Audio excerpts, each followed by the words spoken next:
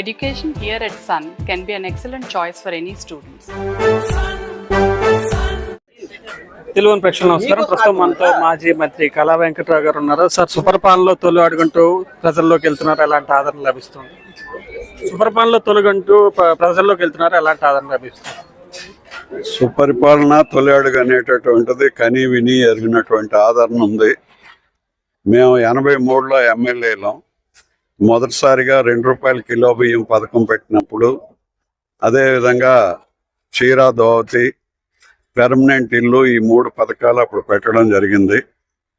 అప్పుడు గ్రామాల్లో ఏ సరదా అయితే ఉందో, వేరే కాంగ్రెస్ పార్టీయా, కమ్యూనిస్ట్ పార్టీయా, తెలుగుదేశమో అనకుండా చంద్రబాబు నాయుడు గారు, లోకేష్ బాబు కూటమి ప్రభుత్వం ఈ 15,000 కోట్ల రూపాయలు పిల్లలందరికీ ఇంట్లో ఎంతమంది ఉంటే అంతమందికి ఇచ్చారు. ఏ పార్టీ అని చూడకుండా ప్రజలందరికీ ఇచ్చారు.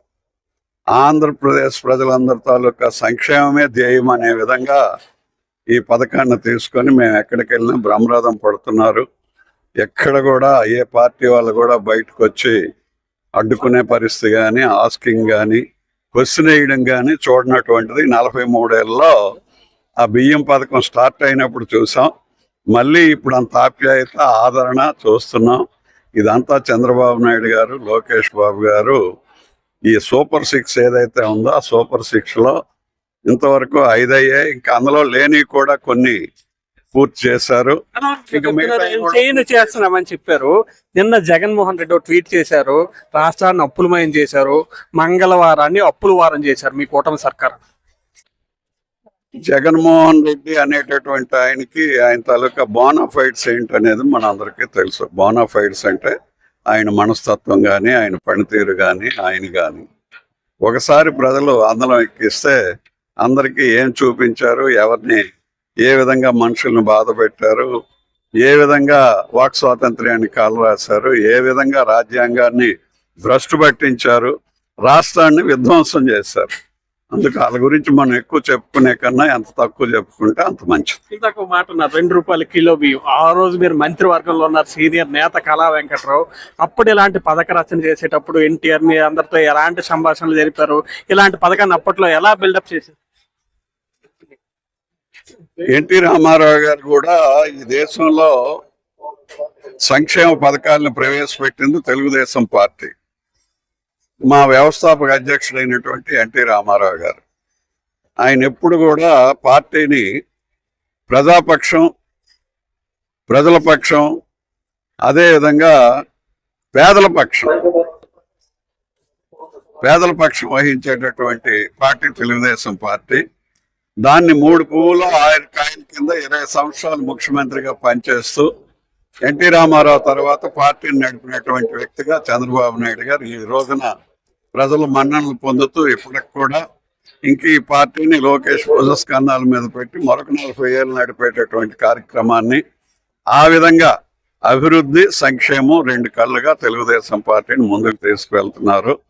రాబోయే రోజుల్లో కాబోయే నాయకుడు లోకేష్ అనేటటువంటిది కూడా ఈ సందర్భంలో చెప్పక తప్పదు. నేపథ్యంలో మిథున్ రెడ్డి అరెస్ట్ ని కళా వెంకట్రావు ఎలా చూస్తారు? ఒక మిథున్ రెడ్డి అనేటటువంటిది ఓ జగన్మోహన్ రెడ్డి అనేటటువంటిది కాదండి. బస్ స్టాండ్ లో పర్స్ ఎవరైనా కొడితే ఆయన్ని కూడా అరెస్ట్ చేస్తారు. చట్టం తన పని తను చేసుకుపోతుంది. ఇక్కడ ఏదో తెలుగుదేశం పార్టీ అధికారంలోకి వచ్చింది, ఆయన్ని జైల్లో పెట్టారు, ఈయన జైల్లో పెట్టారు అనేది కాదు. మనం అధికారం ఇచ్చేటప్పుడు, కుర్చీలో కూర్చునేటప్పుడు, బాధ్యతలు తీసుకునేటప్పుడు ప్రజాధనాన్ని దుర్వినియోగం చేసిన, ప్రజాధనాన్ని మరి వెనకేసుకున్నా అది చట్టం తన పని ఎప్పుడు తను చేసుకుపోతుంటుంది.